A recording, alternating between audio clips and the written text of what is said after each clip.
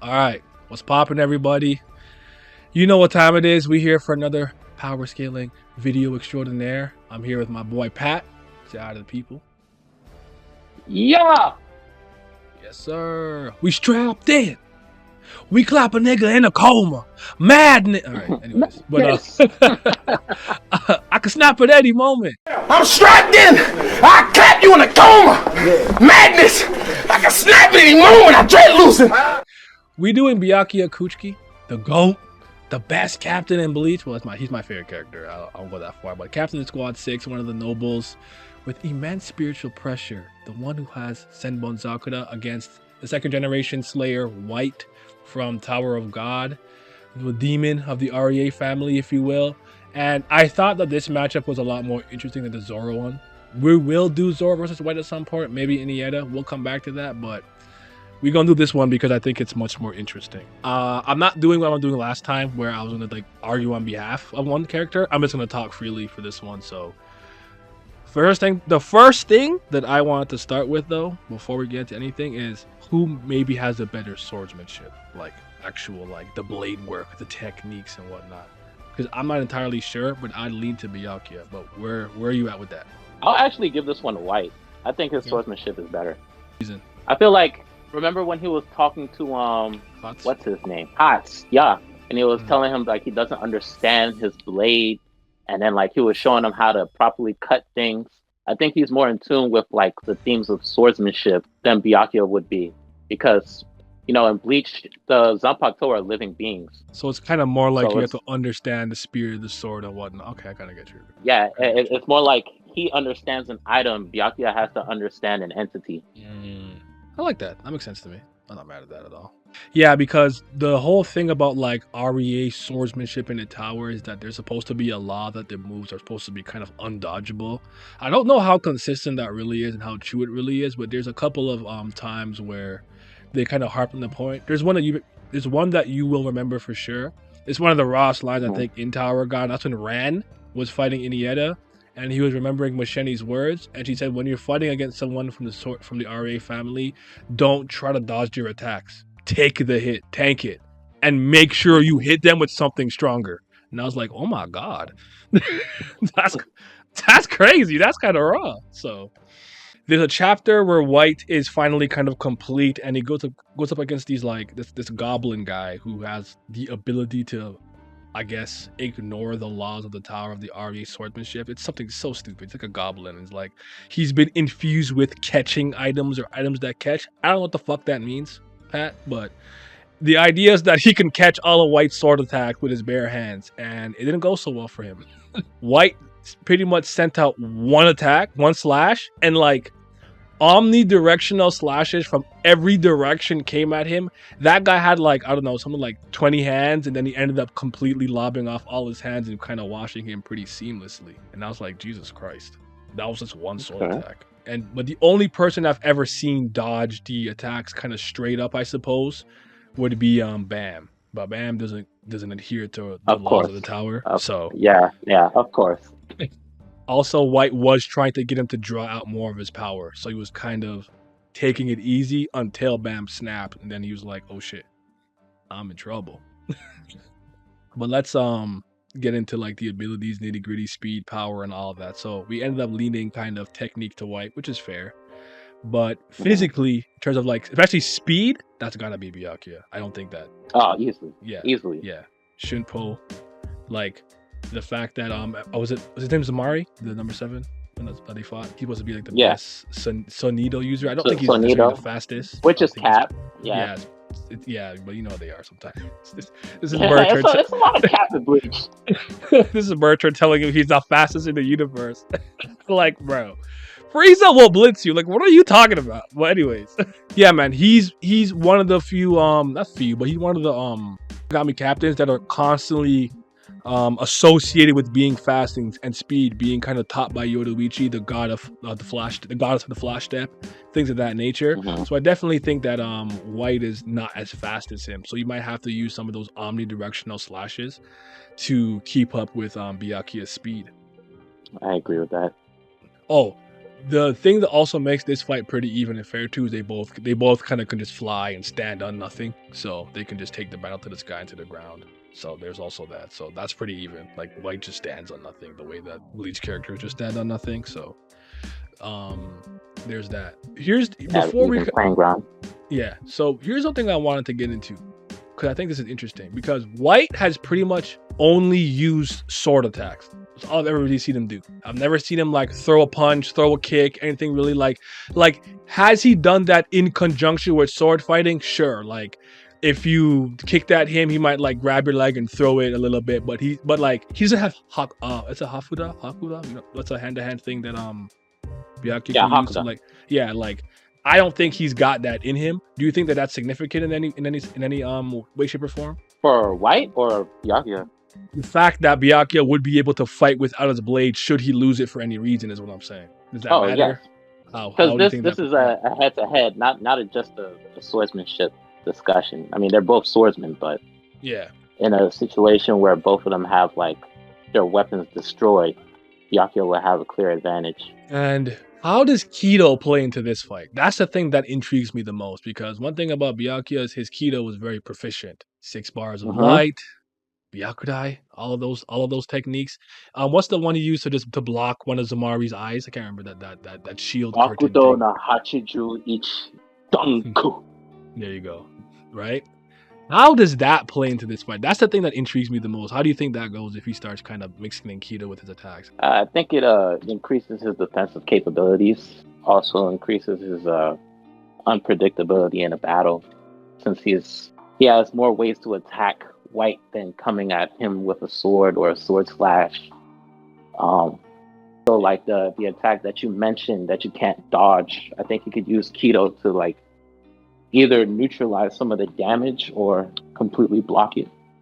Yeah, there's no law against it not being able to be blocked. So he can put up Danku to block it, or, you know, at least block some of the attacks that are coming his way. So he could like, you could ideally just meet each slash with a swordsman, with a swordsman? That's crazy. With a sword, with your own sword to like deflect it. So you could do that. So White's kind of claim to fame is that when he kind of slashes his sword, you're not supposed to be able to dodge it, and so many of them can come at you from every direction. However, this man Byakuya's got Senbon Zakura, right?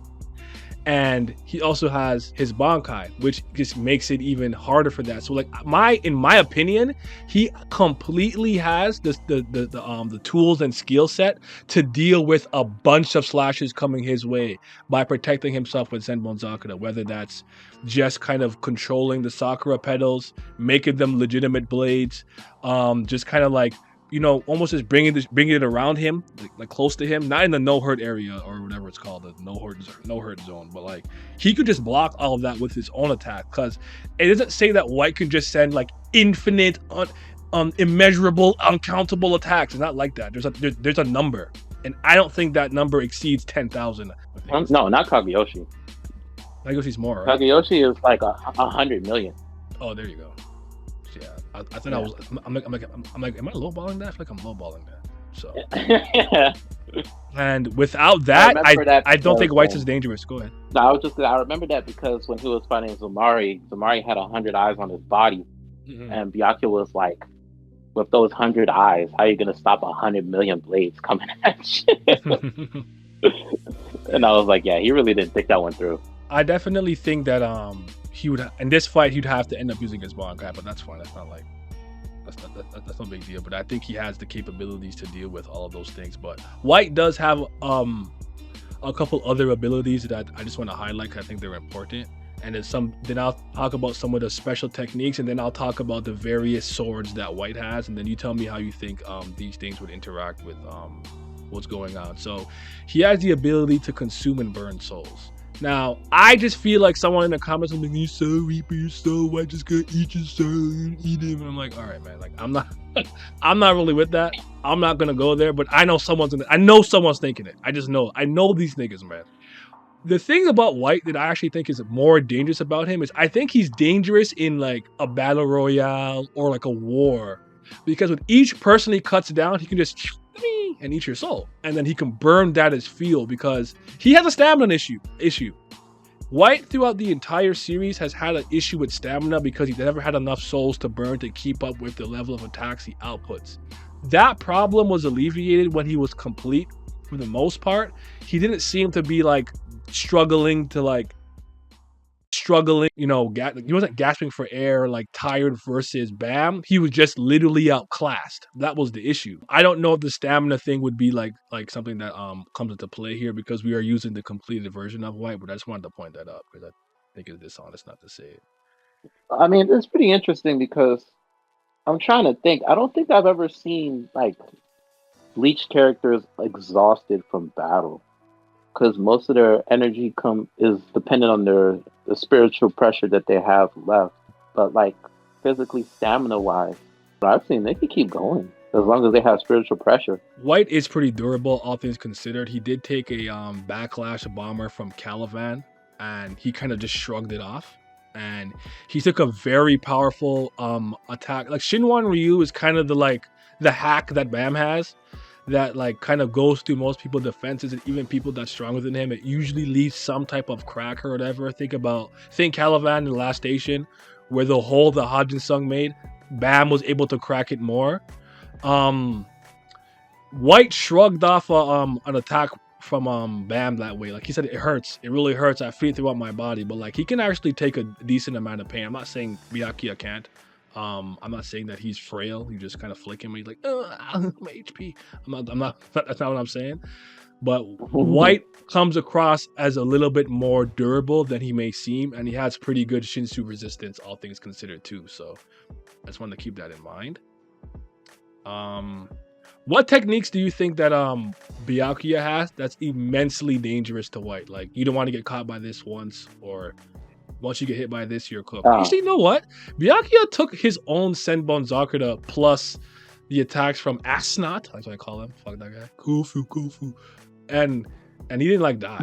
He had to get healed. Like, he would have died if no one like took him and like, you know, they walked away. But he's kind of a monster, all things considered. But go ahead.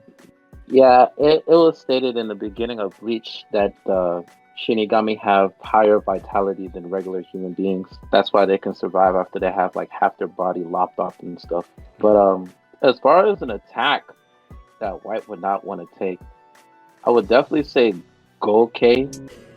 Bankai.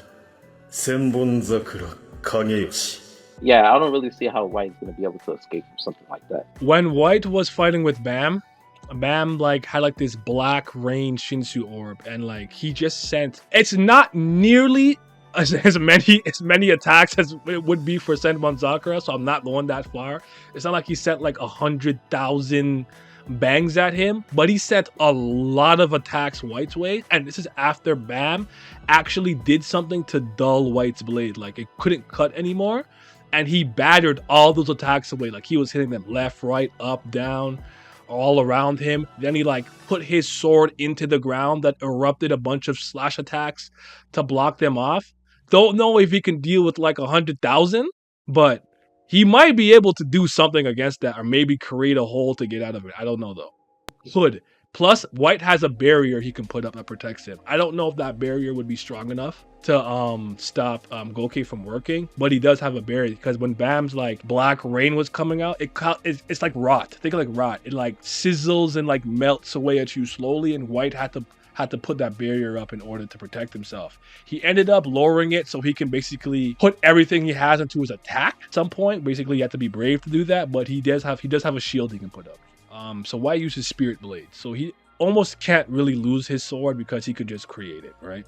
So he always kind of have a blade on him. Now, Spinal is a sword that White made when he was trying to fight Calivan.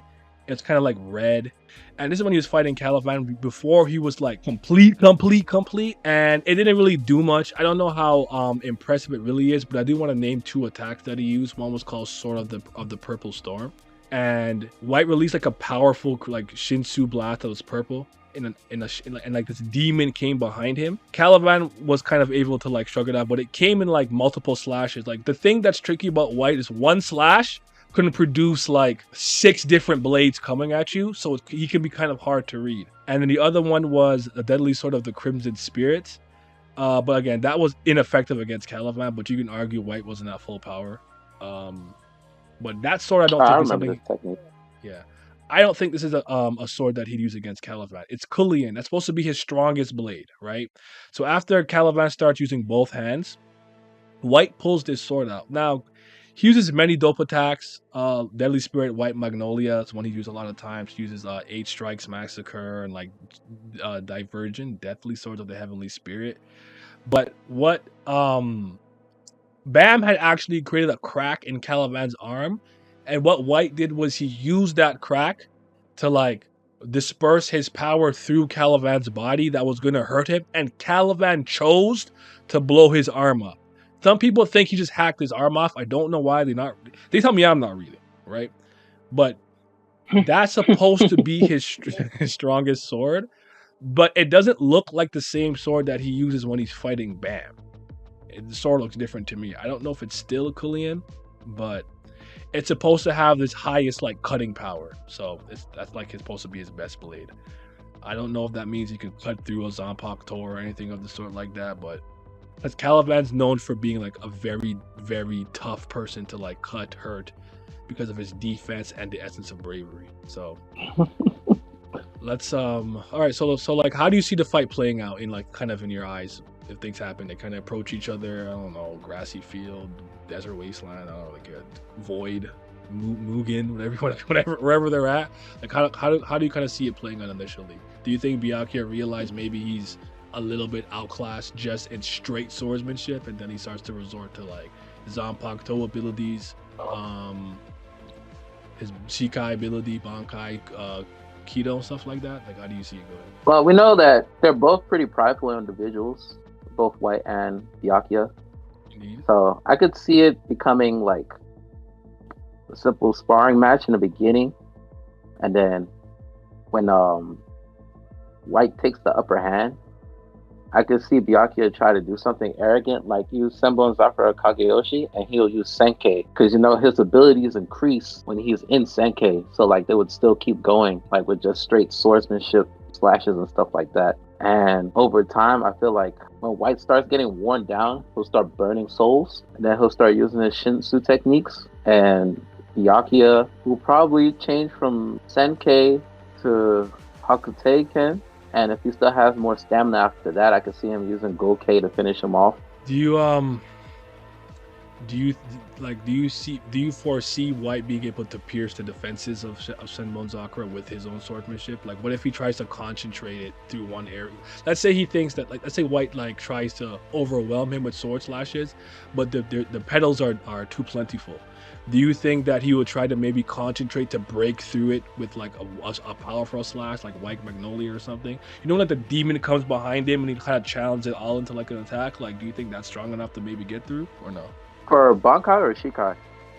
We'll start with Shikai. I think Shikai he has enough sword slashes to overwhelm the Shikai. Yeah. I think the Bankai is where it gets hard for White to be like, my Arie swordsmanship and the laws that it has, you can't defeat it. Like, I think that's when it gets hard for him. Mm-hmm. I definitely feel like he'll be able to pressure Byakuya enough. Like, I want people to remember that Byakuya's Shikai got an upgrade. Yes, that's like true. Oh, you know what? Fair enough. Oh, fuck. That's true. That's a good point. I totally forgot about that. You're right. Yeah, it's a lot stronger than the one that we remember before. It's almost on par with Bankai to the point where Osnat thought he was using Bankai in the beginning.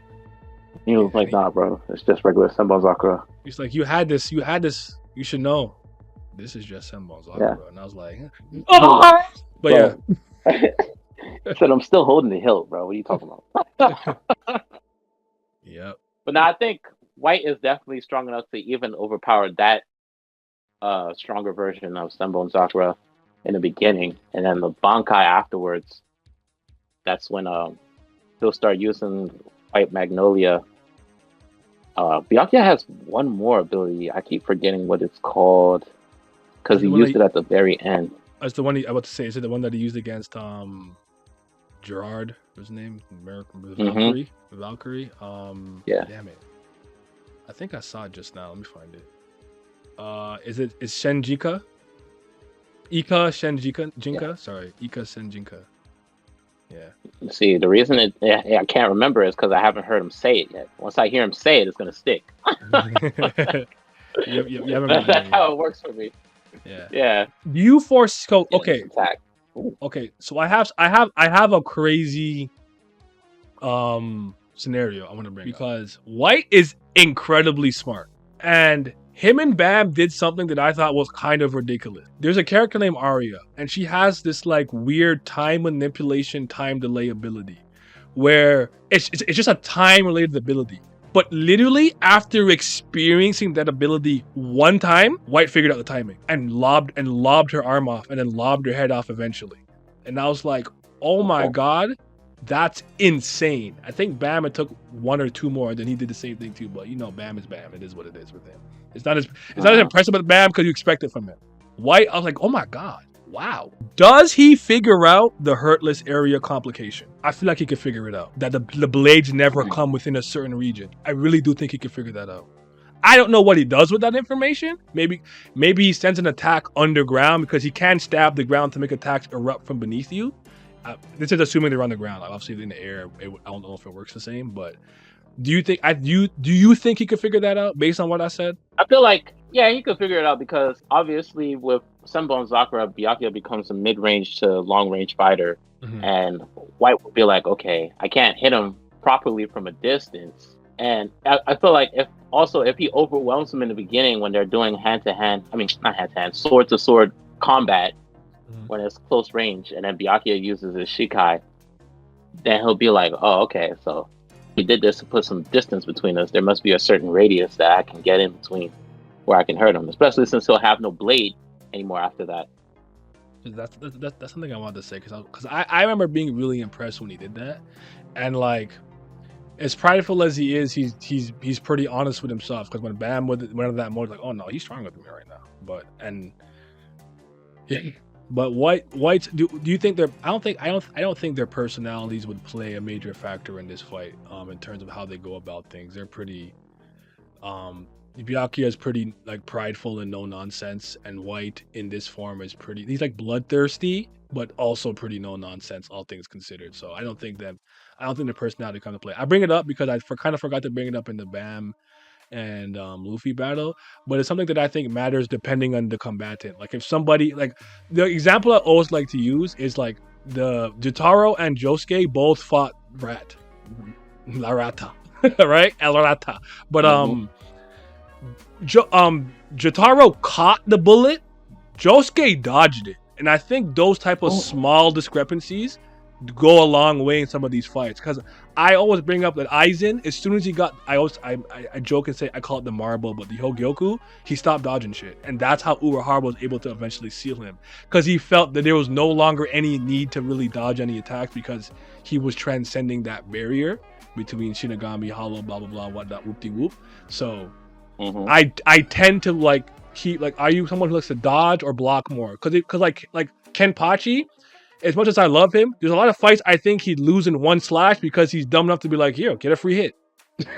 I'm like, okay, it's over for you. You know, if like God Yama from Kubera comes, he's just gonna literally insta kill you with like one shot because you want him to hit you. So I don't think. Do you think their personality matters in this fight? I don't think it does. Only in the sense where I could see White goading Byakuya a little bit, because on the surface, Byakuya is very calm, cool, collected. But he's actually a hothead. He's actually a hothead. And if White says something to provoke him, if White says something to provoke him, then he could definitely get a good shot in if he makes the most of his opportunity. White was doing that to Bam a lot too. He was just kind of goading him, like, you know, like he basically like did the thing where like he beat him and put the sword to like his neck twice. Like that's one, that's two. Yeah. So he was the sword through his neck.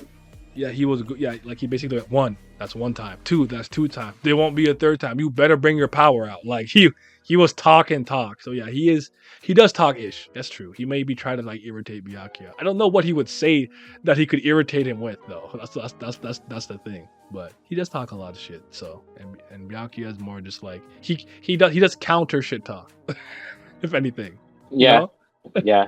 He don't start it, but he'll end it. I'm trying to think if there's anything really important that we forgot to truly highlight when this happens. I think Byakuya is in my opinion, I think he has one of the most refined bankais with Gokei, with Ika Shinjinka, with what's the one where he puts the wings around him? Shute Hakuteiken. Yeah. And then obviously he can just kind of, go at you normally, or then use his hands to double the speed. He is extremely fast with he's a Shunpo master. He's a great swordsmanship. He's a Kido master. He can fight with Hakudao. He's smart. He's got immense spiritual pressure. I guess spiritual pressure and Shinsu is something we should kind of talk about, how those maybe would interact. They both, like, in their series would boast a high amount of energy, if you will. But I do think that in terms of like mana meter, like who has more MP, I think Byakuya had swung by a little bit. I know I can't really say completed white has a stamina problem, but he has shown to have one from Hoken to him being incomplete to completed, but doesn't have enough souls, and then like he can run out of souls to burn, and then whatever his natural like magic container is, like like from a god standpoint, that's all he's got. So I do think Byakuya has it over him too. Like he won't get as tired as quickly. Also, people have to remember that the reason Byakuya has such a large reserve of spiritual pressure is because he's a noble. Yes, he's the head of one of the 4 noble houses. Absolutely. Yeah. So those people are born with a natural high amount. Another interesting thing about both of them is they'd both be like thousands of years old. Like in terms of like age, they're both really old. Like so, like they'd both so have they're age mates. Yeah, they'd have a lot of experience under their belt just in general, all things considered, which is interesting. And White, in a lot of ways, does come from a noble family himself. He comes from one of the 10 great families. He's a direct descendant of Arie Han. Just a couple of interesting parallels between them that I just thought about on the spot right here. Ultimately, if you force me to make a bet, I honestly think 7 out of 10 times Byakuya would take this. I do. Especially after his training in the Royal Palace. I think he's got it in the bag. But White would put up a really good match against him. I don't think it'd be easy for him. It'd be high diff or mid high diff to use the terms that y'all like to use. Mm-hmm. He would definitely be forced to use his Bankai for sure. Yeah. You know what? No, that wouldn't matter. I was just thinking, because I'm trying to think like who has more just physical raw strength, but I don't know how to gauge that. Because I can't quantify that really.